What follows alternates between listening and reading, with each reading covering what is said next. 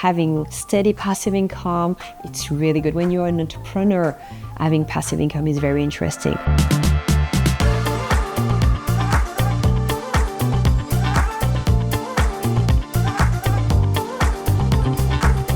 My name is Chloe, I'm French.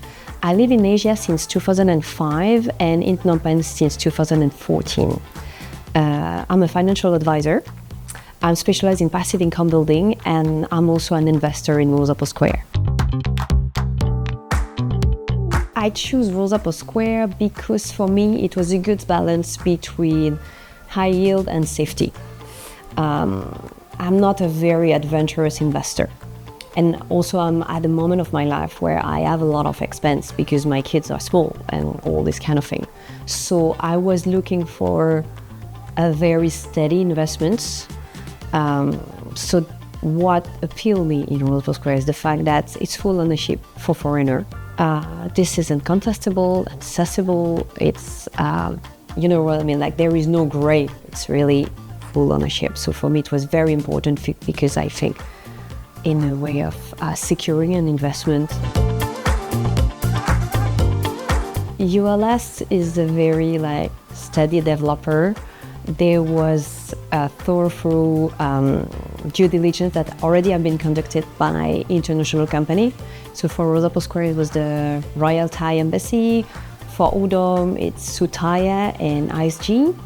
So for a small individual investor, when you get multinational going through all this kind of layer of due diligence, it's very reassuring.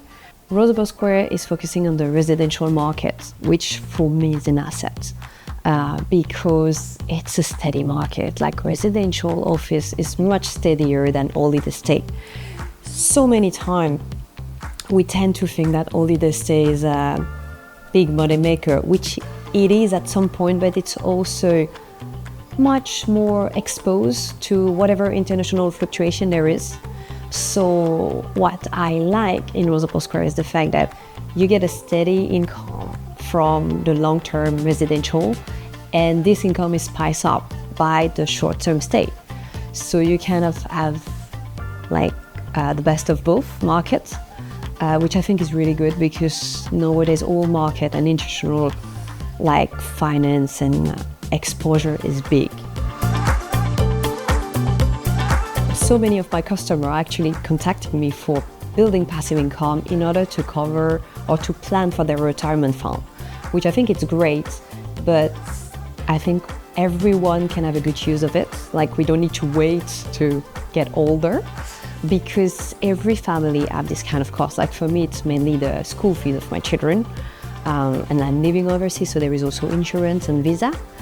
All those costs, even if you can cover with what you earn, they are still money going out every month. So by buying these 2-bedroom units, this is covering school and insurance, which is really good because for me, it was a game changer. You go from having this money, this is a lot of money. A school fees is a lot of money for a family. And every month is going away. When here, my rental income covering it, plus I'm having an asset that's gaining value every year. So it's really changing the thing. And I really think that we should consider passive income building and this kind of investment earlier in our life, for everyone, rather than waiting to plan your retirement fund. But actually young people can invest. In Cambodia, you're in full ownership. So many times when investors contact me to build passive income building, then I ask them, what is your main objective? Is it passive income? Is it diversification in currency? Is it a second home? And most of the time they answer a bit of everything. But the thing is that investment is finding the right partner. Finding the right investment is like finding the right partner. You can't have it all. You might think at some stage of your life that you can have it all, but usually you can't. So you really need to know what you are looking for. What is your core value? Is it the side income? Is it the second home? So a bit of everything won't work neither in dating nor in investments. For me, what I was really looking for was a balance between return and safety. So what makes ULS stand out for me, they consistently have a heavy investment in the common area, which is quite rare because it costs a lot, like it's square meter unsold for developers, so it's a pretty rare thing. I remember I read somewhere that it was Liang's vision of the evolution of the traditional Cambodian habitat, like of community or village. If you have big common area, then you can interact. You can have this transgenerational link, this connection between people is not building where people don't know each other. I liked it, and I know many people who live actually in urban loft, in other production of ULS, and it's actually true. So it was appealing to me humanly, but market-wise it's also very important because, especially in condo, like you always get a newer condo, a bigger condo, a higher condo, a bigger pool, a bigger gym. You can't find that. You can find, it's a constant in every market. It's the same in Bangkok, it's the same in Kuala Lumpur. So as an investor, it's very important. Or you will choose the right product that's gonna keep its value through time. So location is usually very important, but to have a distinctive advantage, and for me, it's what ULS have, like investing heavily in common area, make it distinctive. When you're living overseas, most of the time you rent for a longer time. So really having good feedback about the place where you live, about condo, like the quality of construction, the fact that you don't hear your neighbor, but you get this common area where you can connect and know people, not be living in a building where you don't know anyone. It's a distinctive advantage and it's have a market value. For me, it's, as an investor, is the kind of thing that I know that the building will be attractive for a longer time. So Siem Reap is the second city of Cambodia. It's also the most touristy one. So definitely it's, as an investor, it's have an appeal. When I was working for LVMH, I was spending 1 week per month in Siem Reap, and I wish at that time it was a residence like Rosa Square. I think it's a product that it's needed on that market. Also, I live in Phnom Penh, and with my investment, I have 14 nights in Rosa Square, and honestly, I didn't thought I will use them as much as I actually do. I was having this vision of if I have a second home in Siem Reap, it would have everything I don't have in Phnom Penh, like a lush garden and all this kind of thing.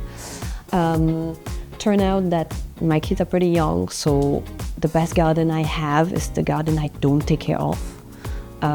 It's great. Like, I didn't realize that there was so much advantage as having a fully managed residence, like as a second home. It's really great when we arrive. We have nothing to do. Everything is ready.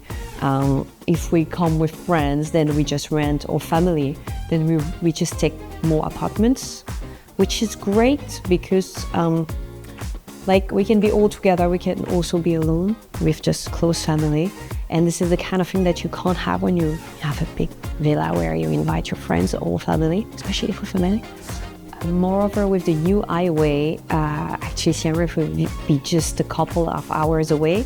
So I do think that for Phnom Penh it will be like a very good getaway. Like it's such a good city, so charming. Like, it's not that Phnom Penh is not charming, it's just you're happy to live in Phnom Penh, have it like big city, all the facilities, the stuff. And you're really happy to get away to Siem Reap in a couple of hours. It's lovely, it's restful. So I do think that, as an owner, I would be really happy to come in just a few hours when there will be the highway. Plus, as an investor, I think that Siem Reap will only grow more and more attractive with years. So it's a very good point for me as an investor.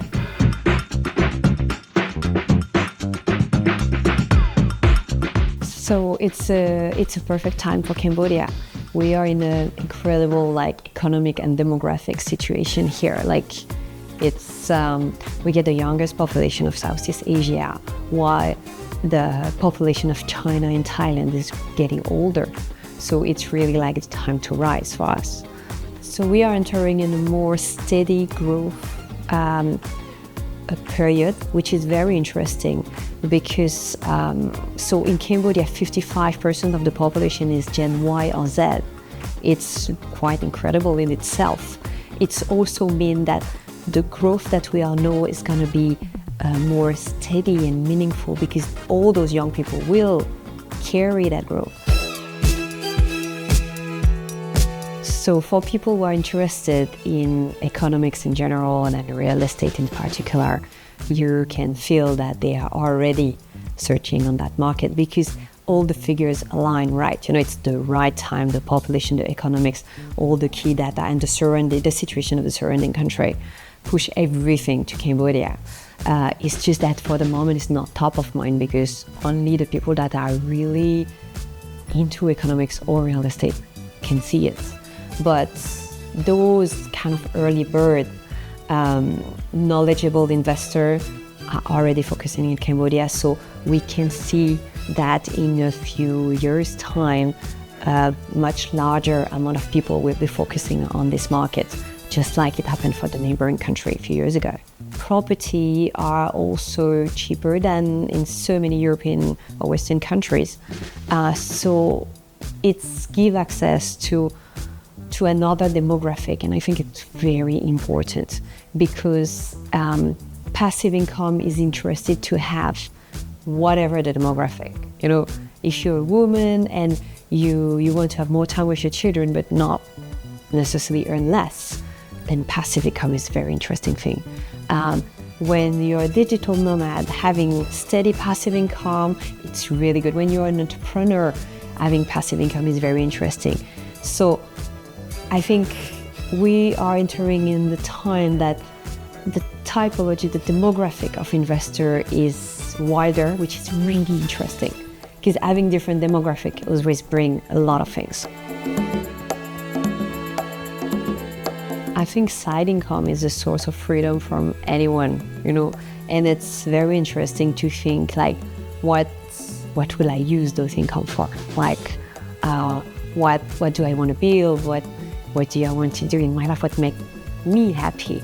And having linear side income can allow you to do so many things. So I think each of us, it's a very interesting question to ask yourself, if I would have linear side income, what would I do with it? And it's never too early. There is no demographic that cannot be want to wonder that question to yourself.